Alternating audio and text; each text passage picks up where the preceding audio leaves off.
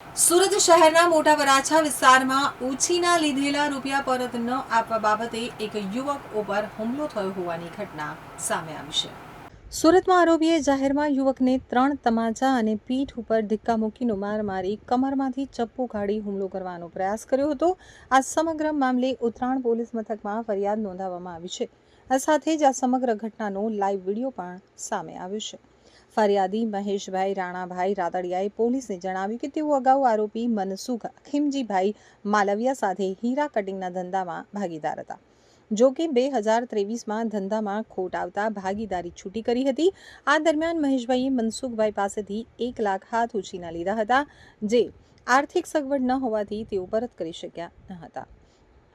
ગત 3 મે 2026ના રોજ રાત્રે 10:30 વાગ્યાના સુમારે મહેશભાઈ અને તેમનો દીકરો કારખાનેથી મોટરસાયકલ ઉપર ઘરે જઈ રહ્યા હતા.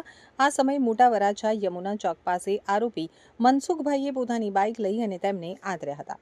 આરોપીએ ગંદી ગાળો આપી ધમકી આપી હતી કે જો દિવાળી સુધીમાં મારા રૂપિયા પરત નહીં મળે તો ધ્યાન રાખજે. 3 તમાચા મારી મુક્કા માર્યા બાદ ચપ્પુ કાઢ્યું. જ્યારે ફરિયાદીને ગાળો બોલવાની ના પાડી ત્યારે આવેશમાં આવી અને આરોપી મનસુખભાઈએ મહેશભાઈને ગાલ ઉપર એક બાદ એક 3 તમાચા ઝીંકી દીધા અને પીઠના ભાગે ઢીક્કા મૂકીનો માર માર્યો. એટલેથી ન અટકતા આરોપીએ પોતાની કમરમાંથી ચપ્પુ કાઢી મારવા દોડ્યો હતો. જોકે ફરિયાદી જીવ બચાવવા દૂર ખસી જતા અને આસપાસના લોકો એકત્રિત થઈ જતા આરોપી અને જીવતો નહીં રહેવા દઉં તેવી જાનથી મારી નાખવાની ધમકી આપી ફરાર થઈ ગયો હતો. ઘટના બાદ ડરી ગયેલા ફરિયાદીએ પત્ની સાથે ચર્ચા કરી અને અંતે 6 મેના રોજ ઉત્તરાણ પોલીસ મથકમાં ફરિયાદ નોંધાવી હતી. આ સમગ્ર ઘટનાનો લાઈવ વિડીયો પણ સામે આવ્યો છે.